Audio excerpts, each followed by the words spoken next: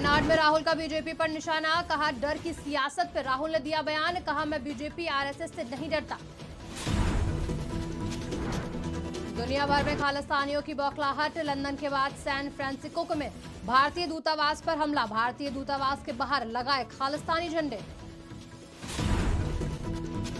श्रद्धा murder case को लेकर छलका पिता का दर्द, बेटी की मौत को 1 साल होने वाला लेकिन नहीं कर सका अंतिम संस्कार। नमस्कार, आप देख रहे हैं आज की खबर। मैं हूं आपके साथ रागिनी सिंह। रुक करते हैं दिन भर की बड़ी खबरों की ओर। कांग्रेस सांसद राहुल गांधी ने वायनाड में भाषण देते हुए सत्तारूढ़ बीजेपी पर जमकर हमला बोला। इस दौरान राहुल गांधी ने डर का राजनीति पर खूब चर्चा की। राहुल गांधी ने मोदी सरकार पर हमला बोलते हुए कहा कि बीजेपी, आरएसएस और पीएम मोदी खुद को संपूर्ण भारत समझते हैं। प्रधानमंत्री नरेंद्र मोदी भारत के एक नागरिक हैं, संपूर्ण भारत नहीं है। बीजेपी और आरएसएस भूल चुकी है कि देश में 140 करोड़ लोग हैं और वो बीजेपी या आरएसएस नहीं है। बीजेपी, आरएसएस प्रधानमंत्री की आलोचना करना या उन पर हमला करना भारत पर हमला नहीं है। पंजाब में अमृतपाल की गिरफ्तारी को लेकर जैसे जैसे एक्शन तेज हो रहे हैं, दुनिया भर में फैले खालिस्तानी समर्थकों की बौखलाहट अब बढ़ने लगी है। रविवार को लंदन के बाद खालिस्तानी समर्थकों ने सैन फ्रांसिस्को में भारतीय वाणिज्य दूतावास पर हमला करके उसे क्षतिग्रस्त कर दिया। खालिस्तान समर्थकों की यह कार्रवाई वारिस पंजाब दे संगठन के प्रमुख अमृतपाल सिंह के समर्थन में की गई। साथ ही पंजाब में अमृतपाल सिंह के सहयोगियों की गिरफ्तारी के विरोध में इमारत के बाहर खालिस्तानी झंडे भी लहराए। हालांकि इस घटना पर सैन फ्रांसिस्को पुलिस की ओर से तत्काल कोई टिप्पणी नहीं की गई थी। खालिस्तानी समर्थकों ने नारे लगाते हुए प्रदर्शनकारियों ने अस्थायी सुरक्षा व्यवस्था को ध्वस्त करते हुए वाणिज्य दूतावास परिसर के अंदर 2 तथाकथित खालिस्तानी झंडे लगाए। दिल्ली में हुए श्रद्धा हत्याकांड को मई में 1 साल पूरा हो जाएगा, लेकिन कानूनी बंदिशों के चलते अब तक श्रद्धा का अंतिम संस्कार नहीं किया जा सका।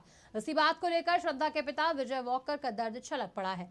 सोमवार को साकेत कोर्ट में श्रद्धा हत्याकांड की सुनवाई के बाद श्रद्धा के पिता ने कहा कि मेरी बेटी की हत्या का 1 साल मई में पूरा हो जाएगा और मैं उसका अंतिम संस्कार नहीं कर पाया। उन्होंने कहा कि आरोपी को मौत की सजा दिए जाने के बाद उसका अंतिम संस्कार करूंगा।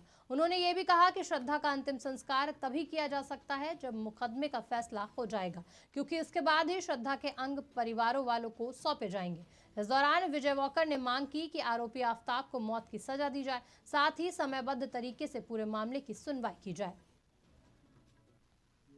दिल्ली एनसीआर में सोमवार शाम हुई झमाझम बारिश के बाद ठंडी ने यू टर्न ले लिया है। सोमवार को देश की राजधानी में मौसम का मिजाज ठंडा रहा, जहां अधिकतम तापमान 32 से गिरकर 27 डिग्री तक पहुंचा। इस कारण सुबह शाम की ठंड एक बार फिर से लौट आई है। बेमौसम आई बारिश के बाद जो लोगों को एक बार फिर से गर्म कपड़ों का सहारा लेना पड़ रहा है। हालांकि मौसम का ऐसा मिजाज अभी 25 मार्च तक बने रहने की उम्मीद जताई जा रही है। वहीं पूरे सप्ताह बादल छाए रहने और 24 मार्च को एक बारिश होने की और उम्मीद है। उसके बाद दिन के तापमान में बढ़ोतरी होना शुरू होगा। कर्नाटक विधानसभा चुनाव को लेकर सियासी चौसर पूरी तरह तैयार हो चुकी है और वक्त है कर्नाटक के रण उतरने वाले महारथियों के नामों के ऐलान का।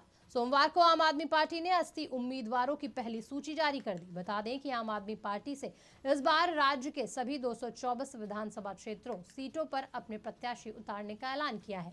कर्नाटक में मई तक विधानसभा चुनाव होने हैं। ऐसे में सभी सीटों पर अपने प्रत्याशी उतारकर आम आदमी पार्टी बड़ी चुनौती पेश करने का दावा कर रही है। वहीं इस चुनाव के जरिए दक्षिण भारत में आपकी एंट्री के भी कयास लगाए जा रहे हैं।